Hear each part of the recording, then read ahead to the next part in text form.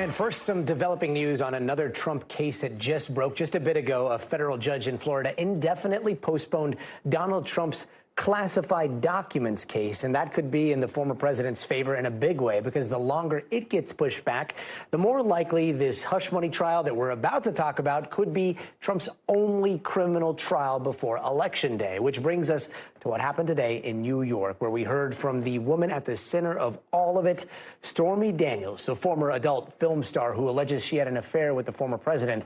NBC News correspondent Von Hilliard has more.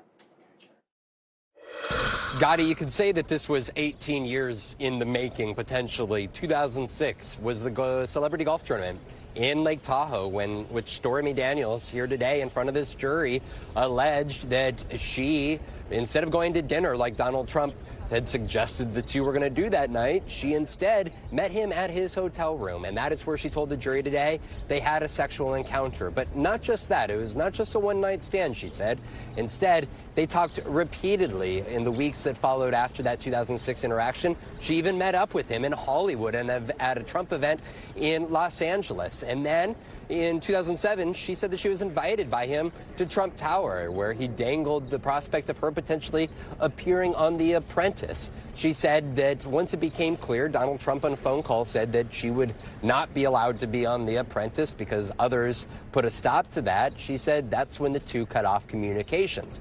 If you fast forward, then she chronicled in 2011, where there were some outlets that wanted to make her story public. And ultimately, she discussed what that experience was like before turning to 2015, when Donald Trump became a presidential candidate, and then ultimately in October of 2016, when she described how she received a $130,000 payment through Donald Trump's then personal attorney, Michael Cohen, to keep her story from going public. Stormy Daniels is crucial for the prosecution, who are trying to make the case here to this jury that Donald Trump intended to conceal the $130,000 payment to her, as well as the reimbursement to Michael Cohen for that payment, because they understood that there were political ramifications to her bringing her story public, especially after the release of the Access Hollywood tape in early of October 2016. Now, she also faced cross-examination questions from Donald Trump's defense attorney, who looked to question the credibility and the truthfulness of some of her stories, calling into question the facts that she was sharing. We expect her to come back to this very courthouse on Thursday when court reconvenes, where she will continue to face more questioning from Donald Trump's attorney. This is expected to be significant testimony. Of course, the big question still is whether Donald Trump will take the stand himself here in the weeks ahead. Gadi? Von Hilliard, thank you so much. And let's bring in Sarah Azari. She is a top white-collar criminal defense attorney and author of Unprecedented. That's a book exploring so many of the criminal allegations against Trump. Sarah, I don't even know how to wade into the specifics here, because they are pretty graphic, very sexually explicit. But we did see the judge warn prosecutors that Stormy Daniels was actually providing too much detail in testimony. Have you ever seen something like that? That's right, and he did it many times. The problem is he could have struck her testimony, and he didn't. He could have stopped her from testifying and going there repeatedly, and he didn't. I think the reason is because the judge understands that this is not just, she wasn't going in through it, except for a couple moments of the butt whooping and the no condom, which was pretty humiliating and I think prejudicial. For the most part, she had to provide this sort of detail, because remember, Trump has always doubled down and denied this relationship. And so it was really important to show that this was not just some random one-night stand, that this was like an actual affair that went on for a year. He was blowing up her phone. They met a couple times. And so it was an ongoing, it was a full-fledged affair. And I think that's why the details mattered. And yesterday we saw Trump in something that we continue to watch for during this case. Trump was threatened with jail time for violating the gag order for like the 10th time here. That's right. Then today, we're all watching, and sure enough, he quickly posted, then he quickly deleted this statement on Truth Social, if we have it here. No judge has ever run a trial in such a biased and partisan way. He is crooked and highly conflicted, and then boom, deleted. Could this be an 11th violation? I mean, the gag order seems to be pretty clear.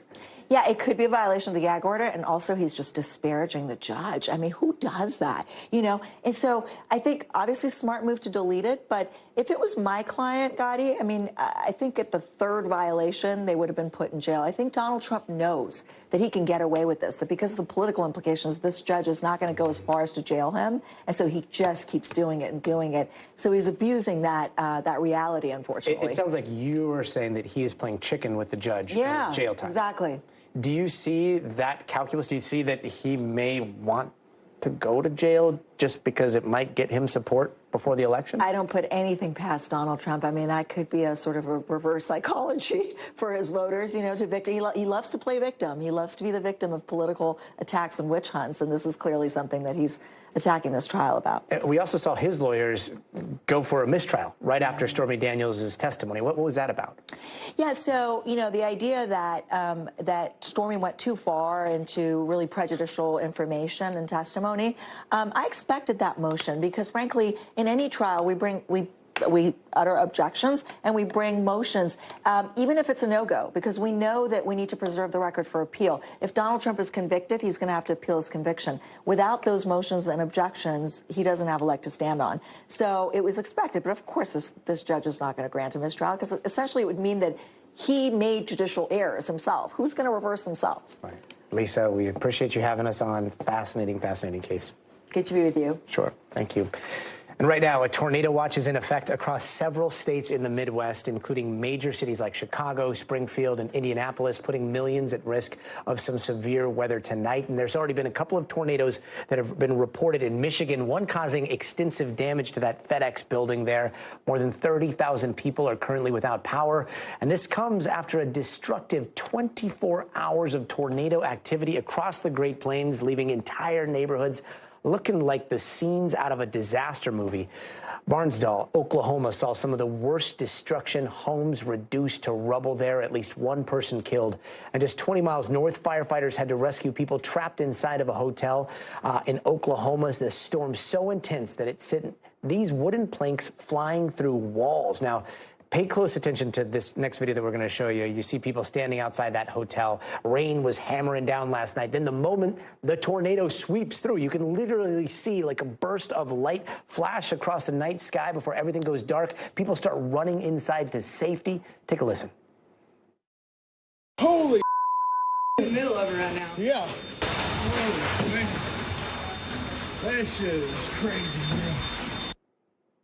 Terrifying. There were more than 200 severe weather reports yesterday across several states, including at least 19 tornadoes, and it is not over yet. There's still a couple more days left of this severe weather outbreak. NBC News correspondent Jake Gray is standing by in Barnsdall, Oklahoma, with more on the aftermath there. But first, let's go to NBC News meteorologist Bill Cairns. Bill, a lot of major cities are at risk right now. What are conditions looking like? Well, we have search and rescue ongoing in at least one location from a tornado that hit about 2 hours ago. We have active tornado warnings. This will continue well after midnight in areas around big cities, Cincinnati, Louisville, Lexington. So here's what we've had happen so far. About 5 tornadoes reported, all of them in southern Michigan and a little sliver here of northern Indiana. This region, especially south of Kalamazoo, Portage was the hardest hit. That's where that FedEx building, portion of it was destroyed. I also have heard that there was a mobile home park that has been, the word that was used on the scanner. I've yet to see pictures out of that area. Power's out throughout the region. And they actually had one tornado hit, and then about an hour after, a second tornado went over the exact same location. It wasn't as intense as the first one, but here you are, the first responders going door to door, checking cars, trying to treat injuries, and then there's another tornado warning. So just chaos.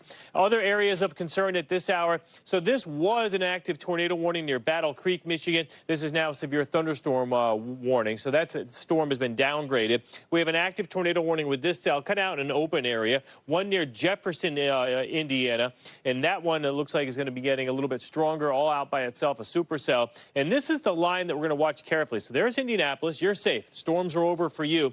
This is down here heading towards Cincinnati. In between between, we have an active tornado warning. This little hook right in here, there's a good chance that we have a tornado that would be what we call rain wrapped. You can't really see it because it's mixed in the rain, and that would be just north of Interstate 74. So Greensburg, just north of you, a lot of damage, and that line of storms will be heading towards Brookville eventually as we go throughout the evening. Tornado watches continue. This one goes to 11 o'clock for the Toledo area, Cincinnati and Columbus till 1 a.m. And just minutes ago, a new tornado watch was issued that goes through into the middle of the night for Louisville all the way down to Evansville. And tomorrow, we're going to do this all over again, Gadi. At this time tomorrow, I'll probably be talking about more active tornado warnings, maybe even large tornadoes, and the possibility of damage in some big highly populated areas here. St. Louis included tomorrow, Memphis, the Nashville area, to Chattanooga, to Lexington, once again Louisville to Cincinnati, and the potential for strong tornadoes exists in this hatched area. We do know for a fact that one that was yesterday, the one where Jay Gray is,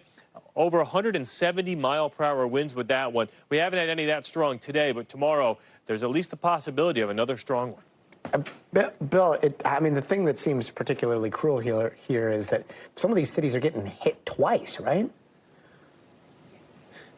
Yeah, a lot of locations. I mean, if you just go and look at what happened, last week we had, over 100 tornadoes reported, and we had some same towns that got hit. Barndall in Oklahoma, they actually got hit by an EF1 about a month ago, and then obviously they were just decimated by that EF4 that struck yesterday. So, Gadi, it's been volatile. We haven't had a stretch like this in a couple years. It has happened in the past, but we're actually lucky that the technology has gotten so good that the number of fatalities is down, but that doesn't help everyone that's lost all their homes, because a lot of people have. Yeah, some silver linings there. And let's bring in NBC News correspondent Jay Gray in Bartlesville, Oklahoma. Jay, you were actually talking to people who were staying at that motel or the hotel in Bartlesville during that tornado last night. What did they tell you? And, I mean, just looking behind you, it looks like absolute destruction there. Yeah, it's pretty amazing, Gadi, because you have mountains of debris like you're seeing here scattered across northeast Oklahoma right now. In fact, if you walk around this, you'll see more, and they're working really quick to clean things up, but more debris there. And then those boards you talked about through the hotel wall, they're still stuck there. That's something they haven't cleaned up at this point. Talking to families who rode it out inside that hotel, obviously really frightened at the time the tornado struck. It was mostly the loud bangs and crashes that were the first sign, and we all just went running, and the windows popped out of the hallways, and the lobby glass. The lobby glass. The suddenness of the severity was shocking. I've never been in a tornado and don't want to be in another one for sure. Yeah, and look, the cleanup that we talked about really underway all day today. Usually beautiful days after these tornadoes move through, and you can see they're restoring the power lines here. They've put up new poles, now running the lines here. They expect to have the power in this area on at some point a bit later this evening. That's a process that's going to continue for several days. And Gadi, they have to do it with an eye not only to the sky, but the radar, because there is concern while it may not be as intense, they could see more severe weather here tomorrow.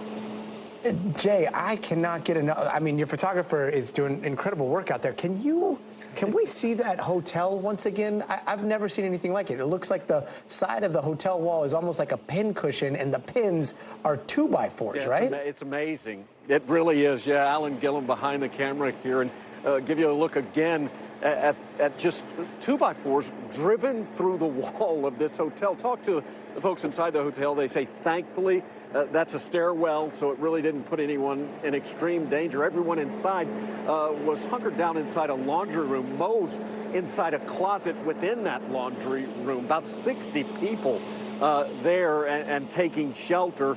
And most of them said it happened very quickly, that this storm moved through very quickly. When they came outside and saw what was left, obviously very stunned. You heard from the gentleman that we spoke to, had never been in a tornado before, and said he doesn't want to be in one again. Obviously, no one wants to be in a storm like this, and this is just a testimony to the strength of that tornado. This metal roofing is from a building just a couple of blocks away, and just past us here is a steeple from a church that blew off that's several blocks away. An entire steeple. That is, I mean, you're blowing my mind here.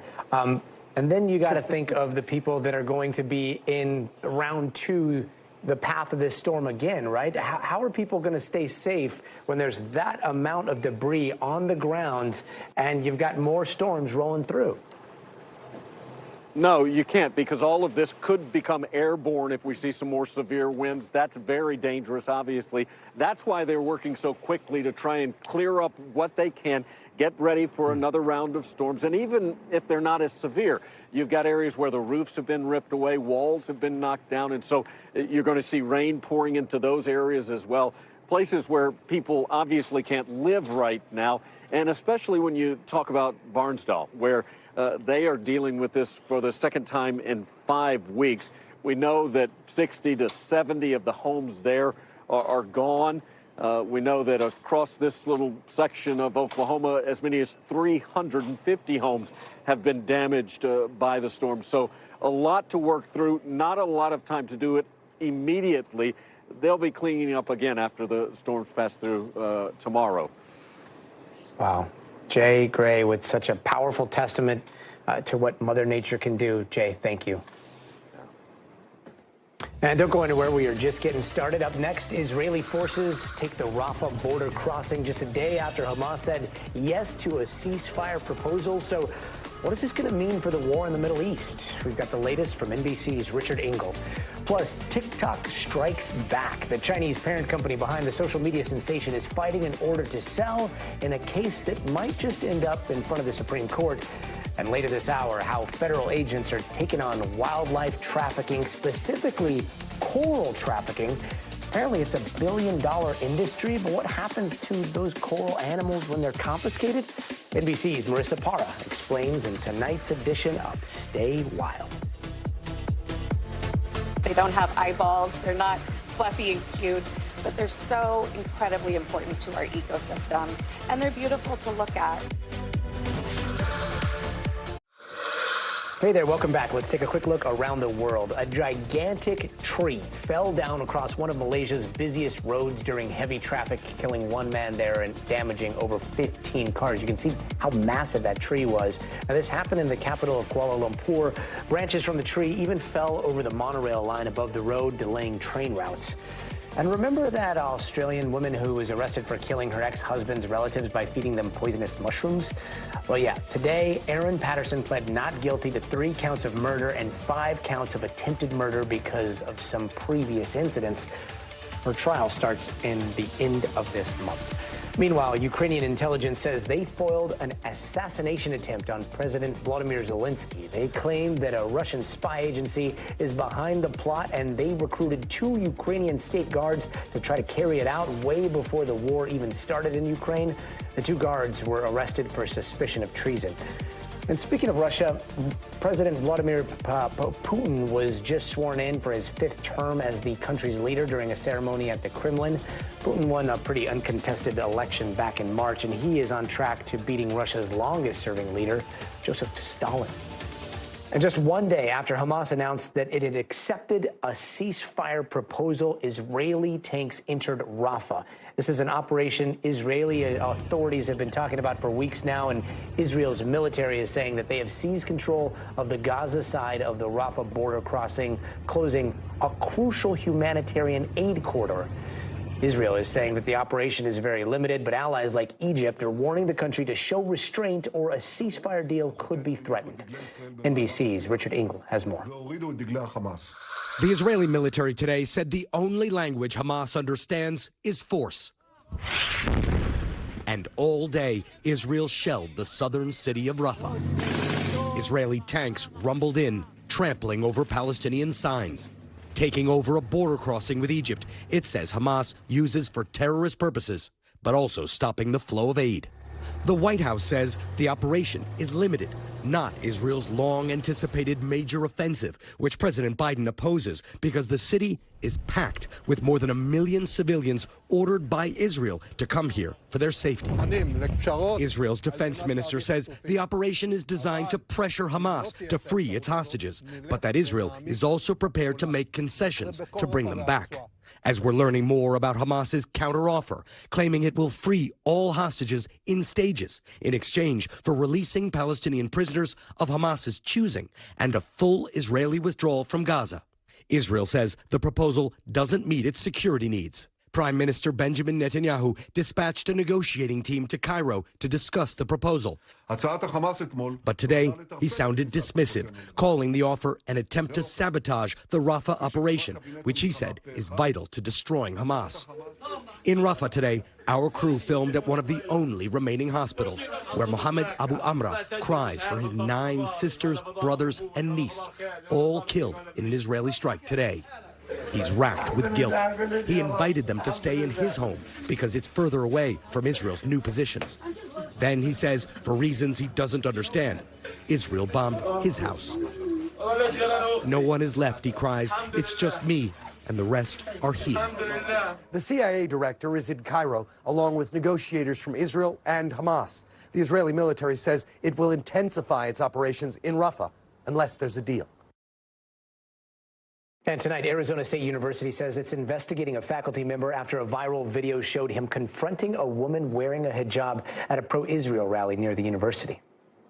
Go back to jihad. You don't like it? Go back to jihad. You are literally... I'm literally in your face. That's right. You're disrespecting my religious Why are you wearing a mask? You should be happy what you're doing.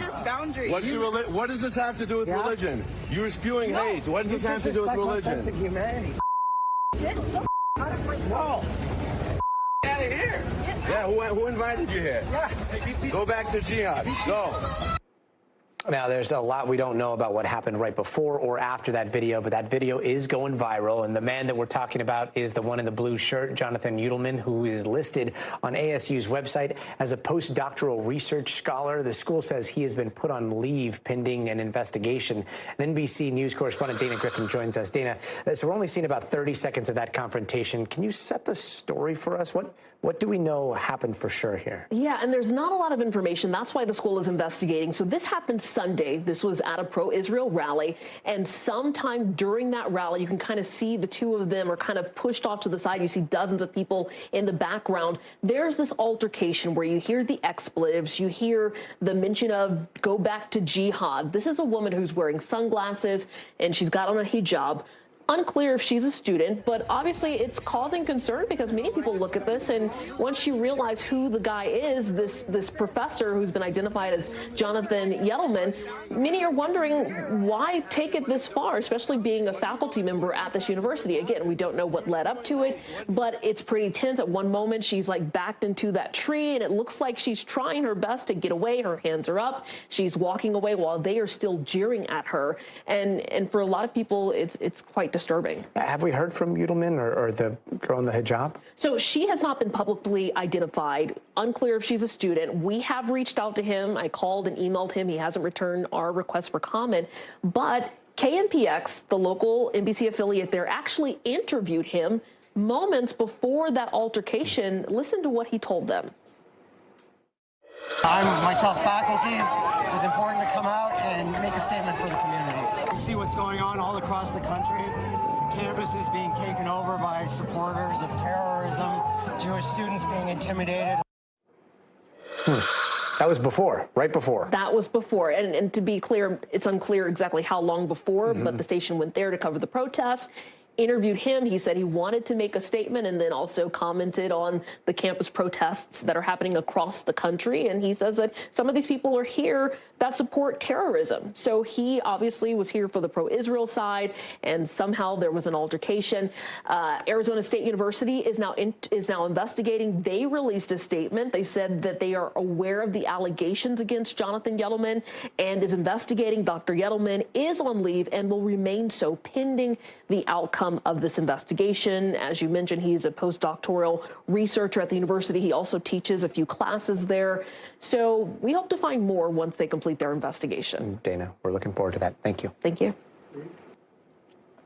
And coming up, TikTok is suing the U.S. government over a potential ban of the app. We've got the details, but first, you got to see this. This is an entire bear family caught on camera visiting the backyard of a home in Monrovia, California. Two cubs are just following their mama bear as she goes for a refreshing dip in that pool during a time when California's bears are more likely to come out to enjoy the spring weather. Those cubs are seen climbing some trees before later casually heading up the driveway and making their way back in the woods. Oh my gosh, they're so furry, but do not hug those bears. Just a reminder in case you're just taken by those pictures. Hope they're doing all right.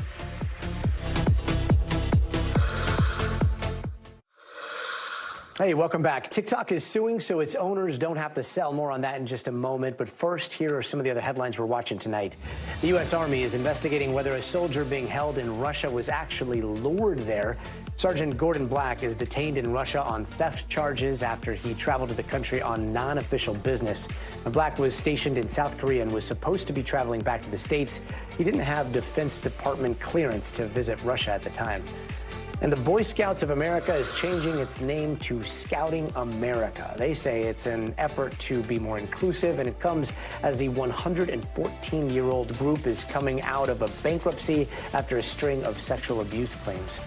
And the sixth and final Baltimore bridge collapse victim has been recovered. Jose Maynard Lopez's body was found today. He was a construction worker in the area when that bridge went down in March. Panera is phasing out its controversially charged lemonade. That highly caffeinated drink has been blamed for 2 deaths in lawsuits. A spokesperson says the changes come after a recent menu transformation. And Boeing scrubbed its Starliner launch up to the International Space Station, apparently because of a last-minute issue with the valve on the rocket. Now, the Starliner capsule was scheduled to lift off around 10 p.m. last night, and now NASA is saying a second attempt won't happen until May 17th at the earliest. And remember the bill that passed last month that could potentially ban TikTok in the United States unless its Chinese owners sell? Well, now those same Chinese owners are challenging that law in court with a big, fat lawsuit.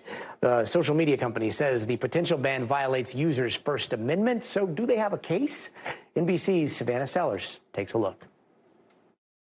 Hey, Gadi, so essentially we have the next chess move in this whole saga of the potential to ban TikTok. So today they filed this lawsuit in a D.C. Circuit Court of Appeals that was essentially written into the law that was the only court that could hear a challenge here. They are saying this is unconstitutional.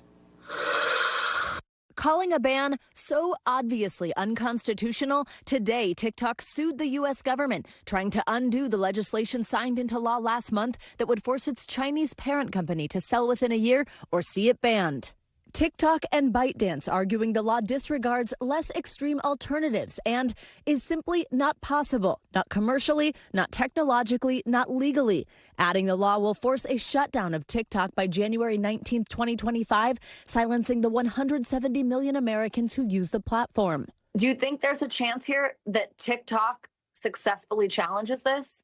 I think TikTok has a chance, and if they can articulate that their First Amendment rights are being denied, then the government may have to show that the legislation was necessary to achieve a compelling interest. The Department of Justice declined to comment on the lawsuit, but in a recent interview, FBI Director Christopher Wray telling Lester TikTok is a national security concern because it is beholden to the Chinese government. It has to do with the recommendation algorithm. It has to deal with the software. We're talking about the ability to control or collect data on millions and millions of users.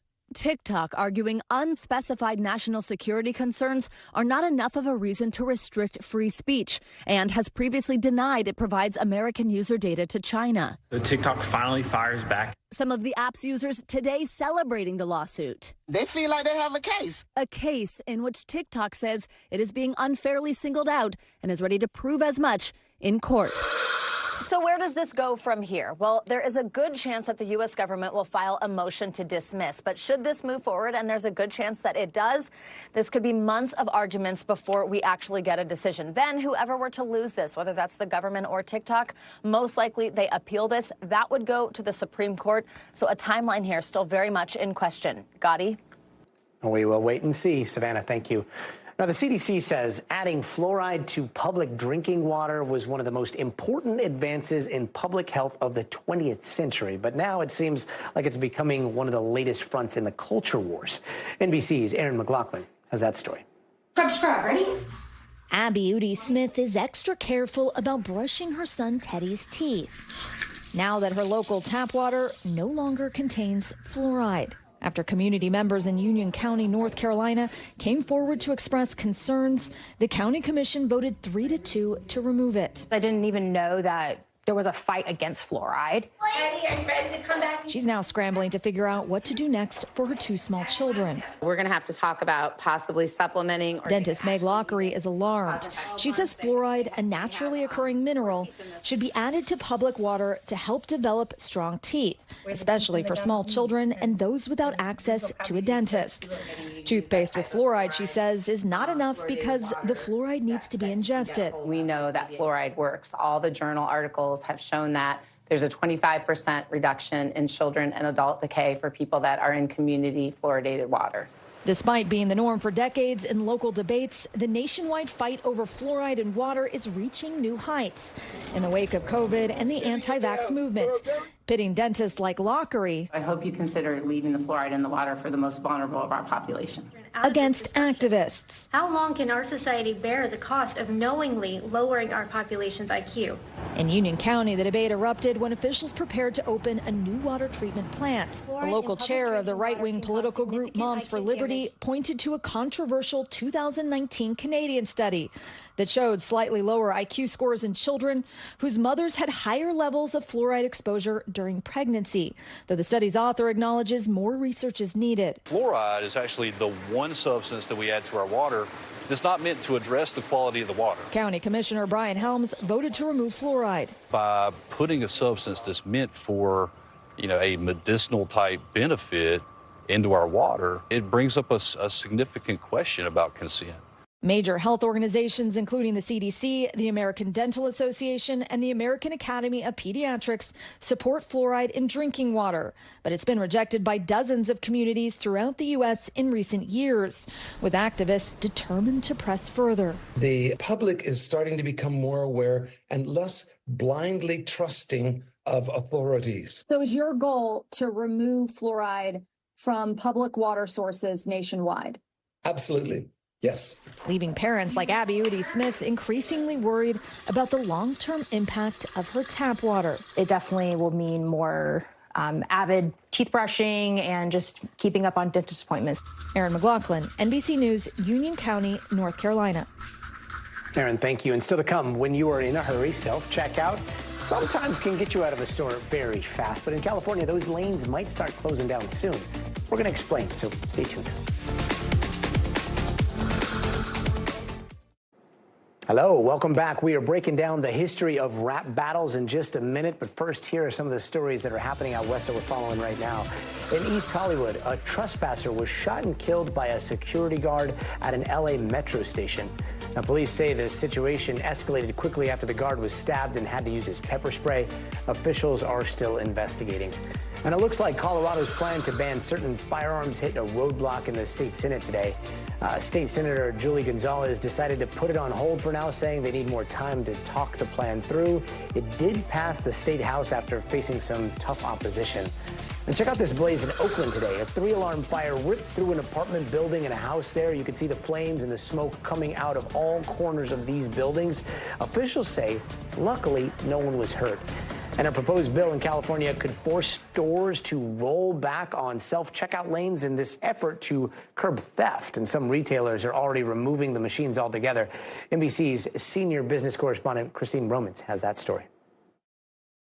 California lawmakers considering a new bill forcing retailers to limit self-checkout lanes in an effort to curb theft and protect jobs. When worker safety is at risk and people lose their jobs, we in the state legislature must act, and we must act now. According to the bill, grocery and retail stores would be required to provide at least one cashier-run station. Self-checkouts would be limited to 10 items or less, and a human worker would be required to monitor no more than 2 lanes each. Stores using AI at checkout would need a full assessment before deploying that technology. Lawmakers and retailers say curbing theft is a priority, with one recent survey estimating more than 20 million Americans have stolen from a self-checkout kiosk and more than 8 million planning to do it again. 69% of consumers also say it's easier to steal from a self-checkout kiosk than a cashier. This comes as major retailers have already been rethinking how to use self-checkout in stores. Most recently, Target is limiting self-checkout to 10 items or less. The line goes quicker, but also I feel like it's not very convenient for some people that are buying a lot of stuff. While other major retailers like Walmart and Costco experimenting with limiting self-checkout, and Dollar General removing self-checkout altogether from hundreds of its stores.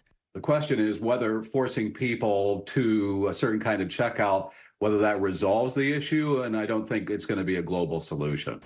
Retail theft aside, many shoppers are taking notice of the changes. Can we just talk about the self-checkout epidemic in the United States? We are officially entering the downfall of self-checkouts. As for inflation-weary shoppers in California, experts also say buyer beware over a potential downside to the bill. I'm very worried that this will raise the cost for the businesses, which will then have to really try to resolve that issue either through raising prices or exiting the market. And consumers, we know, are already fed up with high prices. Christine Romans, NBC News. Christine, thank you. And police in Toronto are investigating a shooting that left a security guard seriously hurt overnight outside Drake's mansion. Yeah, the same Drake who's in this ongoing feud that we've been talking about with rapper Kendrick Lamar. Now, police say there is currently no evidence that the shooting had anything to do with a weekend of diss tracks between the two rappers.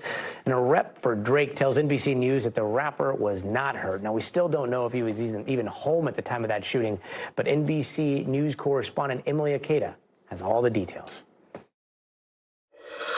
Hey there, Gadi. Well, I can tell you tonight there is a heavy police presence outside of Drake's Toronto home, and police say that will continue to be the case as there's this active manhunt underway in search of the suspect or suspects responsible of the drive-by shooting. Police say it happened around 2 a.m. this morning. A security guard standing by the gates had been shot and now is in serious condition. They say there is video of the shooting, but they say it's low quality, so they don't have any kind of suspect description or vehicle description at this point. They're continuing to surveil and ask around, try to get a hold of additional video. It's not clear if the rapper Drake was home at the time, but we have been told he is uninjured. At this point, there is no motive in the shooting, which is something that police repeatedly underscore, but they did acknowledge they are aware of the increasingly escalating rap battle between Drake and Kendrick Lamar. Take a look at this. Over the last 2 weeks, they've exchanged 6 diss tracks touching on a range of topics ranging from Ozempic to size shaming, authenticity of music,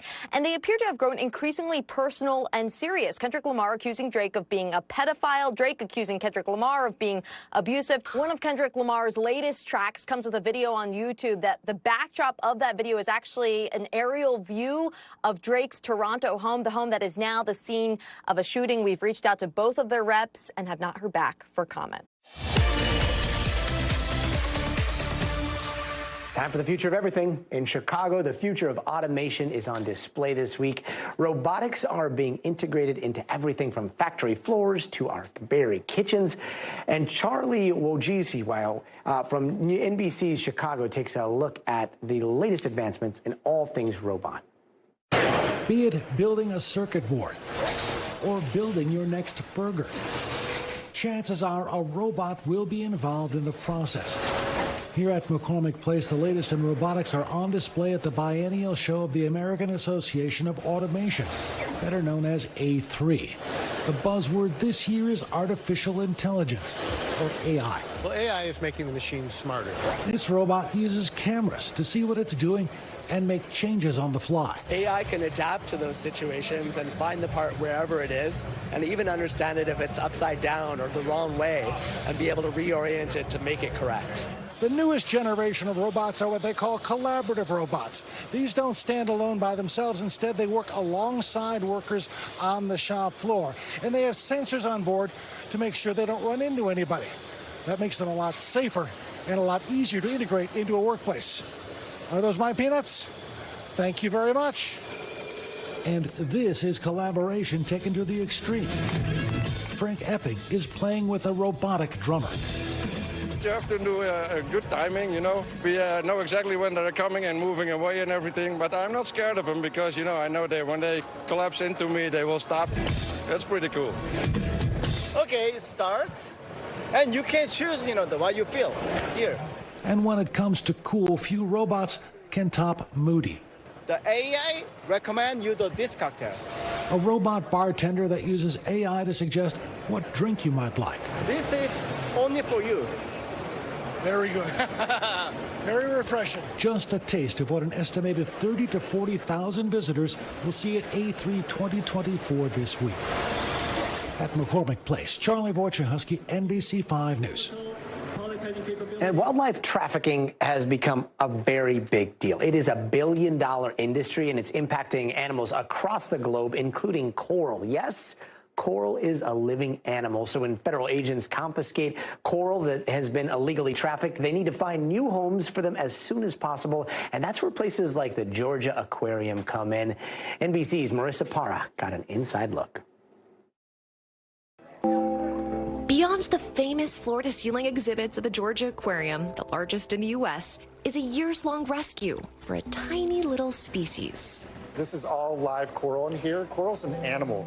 Without eyes and ears, corals are easy to mistake for plants. But these are animals, and the ones here are being nursed back to health. This tank is full of corals rescued from the hands of thieves. This is living evidence that you're looking at that can be used for court cases. The black market for illegally trafficked wildlife is seeing a surge. There is a black market, but there's also legal trade, so it becomes complicated by that. It is a constant challenge. Officials say the trafficking of wild animals often happens in tandem with other criminal activity, like drug trafficking. Within the span of 4 years, U.S. Fish and Wildlife saw 834 cases of wildlife seized, abandoned, or refused entry, and coral was in the top 3 of all cases. The unfortunate thing is wildlife trafficking is a low-risk, high-reward crime. If you get caught, you're not going to be punished very much, but there is a very high economic reward to be had if you don't get caught. They're looking to expand their network in the Southeast, a region that has consistently seen the highest number of trafficked and seized animals of any region in the country. Crooks are cashing in on a lucrative illegal trade, using trafficked corals stolen from the reef and selling it to smaller aquariums or turning it into decoration, even jewelry.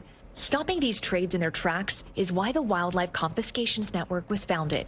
We launched last October, and we've helped place 2,400 individual animals.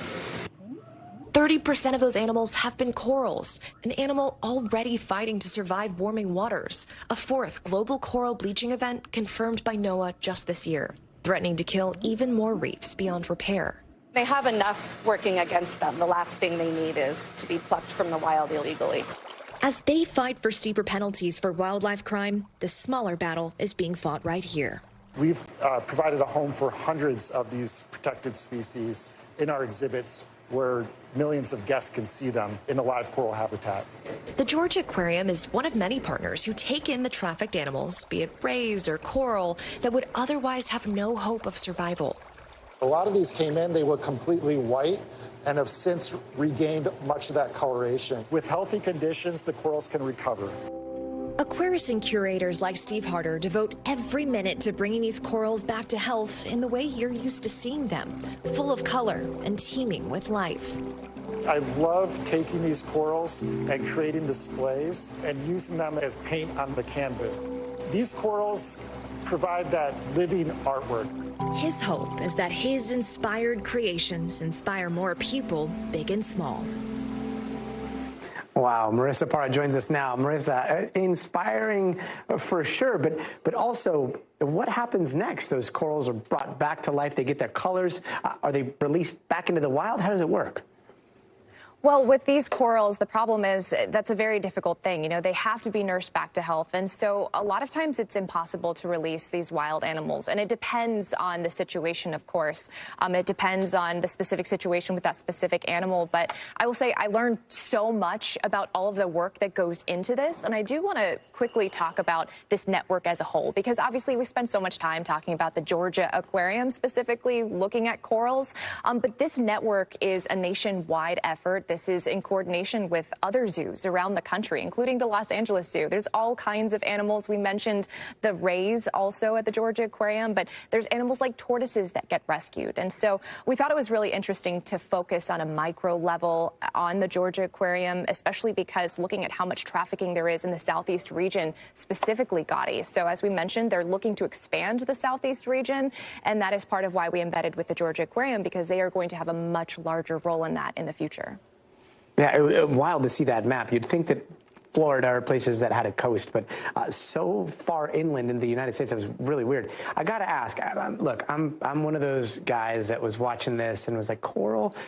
Oh, yeah, it is an animal, but like doesn't really compute as an animal to me. You got a chance to spend some time with them. What was the impression that you were left with? Gadi, there was so much that I learned from this, and I think you speak to one of the first lessons was I think I got a deeper appreciation of coral. I never really thought of them as animals, but one, just watching how much care goes into nursing them back to health, and you can see just how much their curators and these aquarists really care about them. And it was really cool, Gadi. I think one of the coolest moments was they were showing me, they call it the feeding time, and you could see the coral reacting to the food, and they were describing what they thought was, they were saying that the coral was really enjoying it. But I have been to this aquarium before, Gadi, and I just have such a new appreciation knowing now that these same coral reef exhibits that I have looked at before, I not only had no idea how much effort went into creating those exhibits, but I think it's really special that now we know that they're a part of this rescue network to save trafficked animals. And of course, they're trying to stop trafficking before it happens. But it's really beautiful that it's now a part of a network that gives them a home where they wouldn't have it otherwise. Yeah, beautiful to see an interconnected species that's given us a lesson on how to live life, I guess. Marissa Parra, thank you so much. Thank you. And that does it for us tonight. I'm Gadi Schwartz. We'll see you here tomorrow. But until then, stay tuned.